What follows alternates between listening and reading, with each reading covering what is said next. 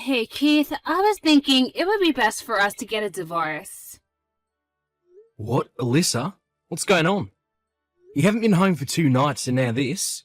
What happened? What's with that attitude? You lost your job and can't support me anymore. So I thought I'd do you the favor of staying at my parents' house to save some money for a while. And now you're acting like I'm the bad guy here? Seriously, grow up. That again. Come on, Alyssa. You never gave me a chance to explain to you why I'm unemployed right now. Your company went bankrupt, right? I already know all about it. That's not the problem here. The problem came after that. You were all like, my friend invited me to come work at his company. Like, for real? Well, congratulations. You used your connections to get ahead. Whoop-de-doo. Glad you're working out your privilege. Okay, that's not fair. Just because I happen to have an in at that company doesn't mean I'm doing anything underhanded. And yeah, it all started when my last company went bankrupt, you're right. But while I was looking for a new job, my friend just so happened to be starting up his own company. He asked me to help him out, and I agreed, that's all. How does that change the fact that you're nothing but a Nepo baby? For crying out loud, Alyssa. This sort of thing happens all the time. I'm not a Nepo baby. Do you even know what that term means? I'll have you know that the reason my friend asked me to help him get his company going was because he knew what a skilled businessman I am. I didn't do anything wrong. That's not nepotism. That's meritocracy. I'm tired of this conversation. I'm going to bed. Good night. Alyssa, wait, talk to me.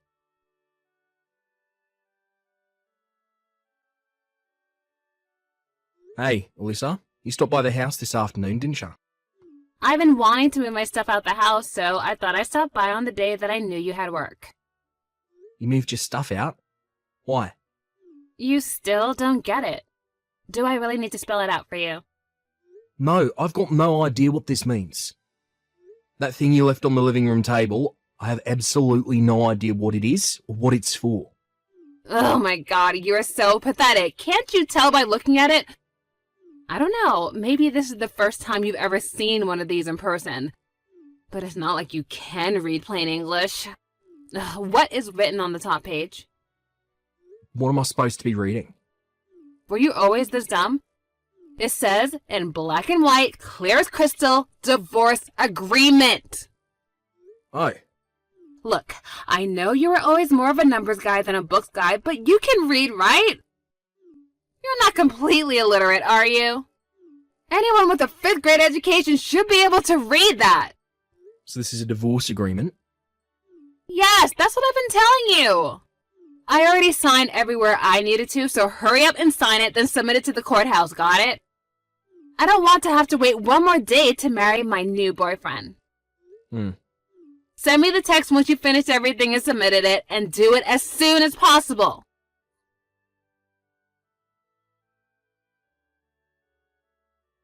Hey, Eugene. Sorry to bother you so early in the morning. You got a minute? Oh, hey, Keith. What's up? The company you started, it has employee housing, right? Yeah, a couple of the guys I hired were single dudes from out of town, so I thought it would be good to help them out a bit. My dad owns a couple apartment buildings, so I'm renting one of them from him to use for employee housing. There any openings left? Wait, what? I mean, yeah, there are, but they're not really designed for couples. Yeah, about that. I'm not going to be in a couple for very much longer, it seems. Huh? Hold on, are you saying you're getting divorced? Yep. What the? You've barely been married for what, 2 years now? What in the world happened between you? It's kinda hard to explain. Is it about you losing your job after the last company went bankrupt? I guess that could cause some relationship strain. Well, it's not really the main cause, but you could say that it was the first domino in the chain. Did you tell her that I'm hiring you to work at my company? Maybe that would reassure her. Yeah, I did, and it actually just made matters worse. I'm very confused. Don't get me wrong, I definitely don't blame you. It's not your fault at all. She said that because you're my friend, that me getting hired into your company makes me a Nepo baby. A Nepo baby. As far as I'm concerned, you're the most qualified person for the job I can think of. That's why I hired you. Yeah, I know that. And I'm incredibly grateful. I'm excited about it too. This is going to be a really challenging and rewarding position for me. Okay, well, it makes me feel a lot better to hear you say that. You're going to be making a decent amount more than you were at your old job, so I don't see any reason for your wife to be anything but ecstatic. I'm sorry I had to drag you into my personal affairs. I just thought that you deserved to find out sooner rather than later. I don't know what her problem is with getting hired through connections, but she was really ticked off when I told her. And that bizarre prejudice of hers is the sole reason our relationship has turned to complete chaos these last few days. Sorry to hear about that, man. But come to find out, there's actually a much bigger issue at play. Yeah? What is it? Well, yesterday, I found out that my wife actually has a totally unrelated reason for being so ridiculous about getting hired into your company. Go on. She's seeing another guy. What? Seriously? I'm pretty sure, yeah. I'm betting she thought if she divorced me while I'm unemployed, she could get a better share of the assets during our divorce proceedings. However, you inviting me over to your company threw a wrench into her plans, since it meant that I'd be getting a new and better job a lot sooner than she had planned on. So she's just doing the whole "you're a Nepo baby" act to buy time. If she can either delay me joining your company or get the plan nixed altogether, all the better for her, right? Yeah, that would make sense. I suppose the next step for you is to get a lawyer and talk about the divorce with him. Or maybe you should look into your wife's boyfriend. You could hire a private detective to look into him so you can really sock it to your wife in court. Actually, I can skip that step. I've already figured out who her boyfriend is. His name, where he lives, everything. Wow, really? That was fast. I bet that most guys in a position like mine would be pretty depressed about the situation, blame themselves and just in general have a pretty negative outlook on life.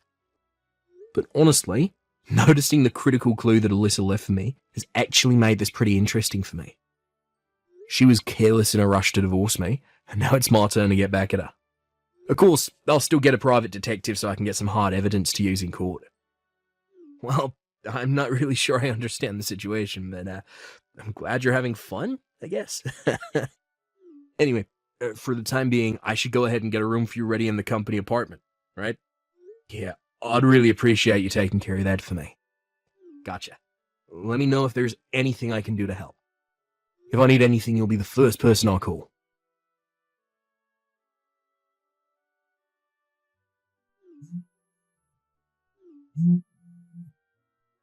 Keith, what is going on? What is this? I got this massive stack of papers from you in the mail today, and it says that you're suing me? Oh, you better explain yourself. And if anything, I should be the one suing you.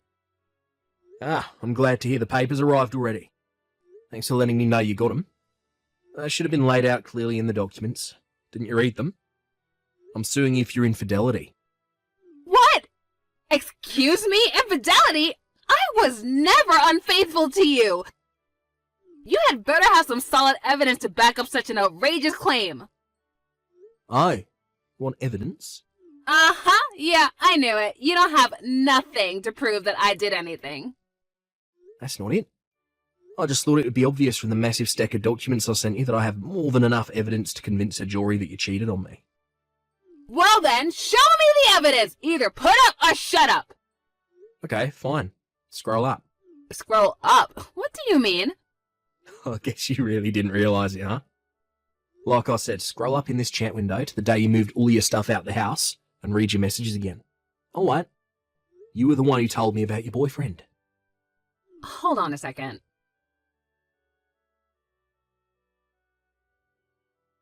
Oh, okay, so this is obviously one big, huge misunderstanding. That was a mistake. I misspoke, that's all. I was just so tired that day that I got confused. I don't actually have a boyfriend. Man, you really missed it big time, huh? I mean, you didn't even think to ask me first? I could have explained all that to you and saved you all of this trouble. I mean, you really are so dense. But don't worry, I still plan on divorcing you, so go ahead and turn that divorce agreement into the courthouse as soon as possible, okay? Oh, and try not to get lost along the way. Yeah. About that divorce agreement. You actually left your application for a marriage certificate by mistake. What? Yeah. And you filled it out completely too. Your name is on the wife line. And on the husband line is none other than your boyfriend's name. How is Mike these days? Wait, no, that can't be! That marriage certificate is in the folder I have in my desk drawer, and I distinctly remember putting it in there. If you're so confident, why don't you go ahead and check to see if it's in the folder right now?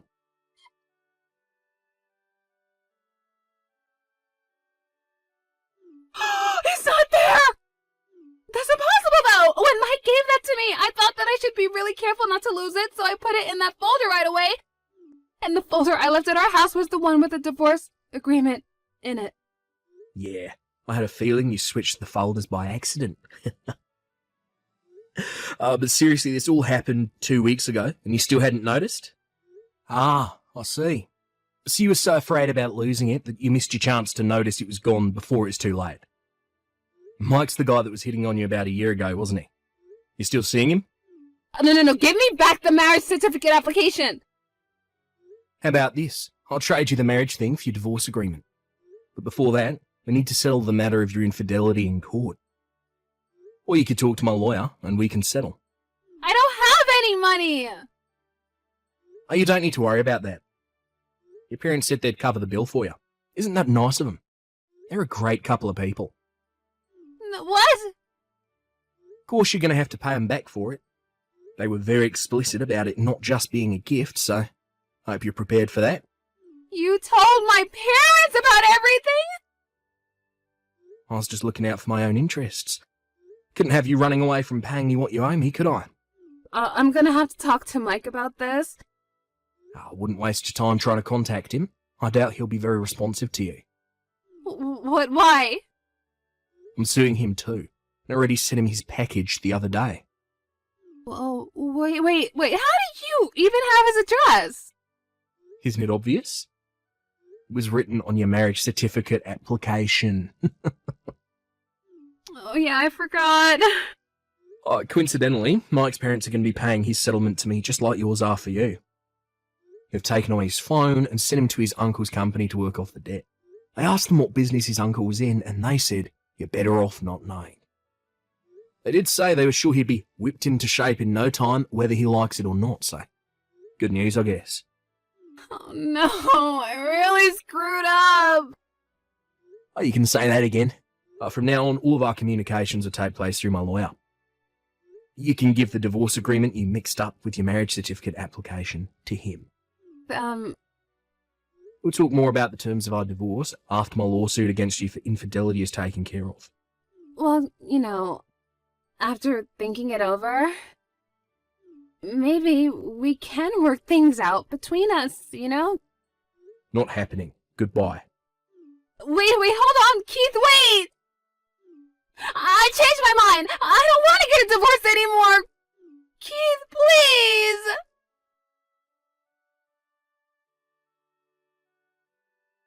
Alyssa had been desperate to leave me and marry Mike for quite some time. It seemed like she thought that divorcing me while I was unemployed would allow her to get away scot-free. But after she blew up her own plan with one of the biggest switch-ups I've ever seen, combined with learning that she would never be able to see her dear Mike ever again, she hit rock bottom. She tried confronting me at the house that we used to live in together, but unfortunately for her, I'd already moved out. I'd already moved into the employee housing for Eugene's company by that time. Knowing she would never get a chance to speak to me again either, she fell even further into a depression. She snapped out of that pretty quickly. Her parents came along to collect on her debt. She's now stuck doing office work at a nearby company during the day and doing janitorial work at the same company during the night. According to her parents, as soon as she pays off every last cent that she owes them, they're kicking her out of the house and cutting her out of their lives. They've already got a lawyer working on writing her out of their will.